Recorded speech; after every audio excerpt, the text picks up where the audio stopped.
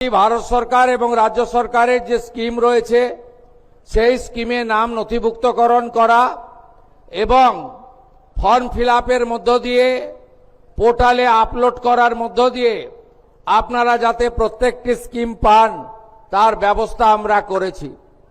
আমরা এই শিবিরে যেহেতু অঞ্চলে অঞ্চলে করতে পারা যায়নি সময়ের অভাবে, তাই মানুষের লম্বা লম্বা লাইন পড়েছে এই শিবিরে। মানুষ এই সরকারের উপরে আস্থা রাখছেন, ভরসা রাখছেন।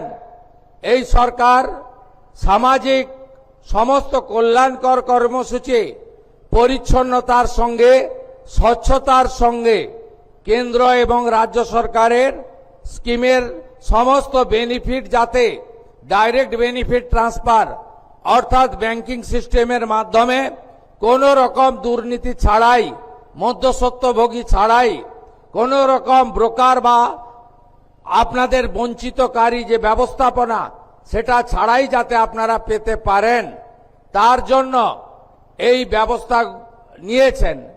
সেই কারণে আমরা এত মানুষের তাদের আশা প্রত্যাশা দীর্ঘ লাইন আমরা আগামীকাল 18 তারিখ পর্যন্ত গোটা রাজ্যে এই শিবির চালাবো এই নির্দেশিকা দিয়েছি।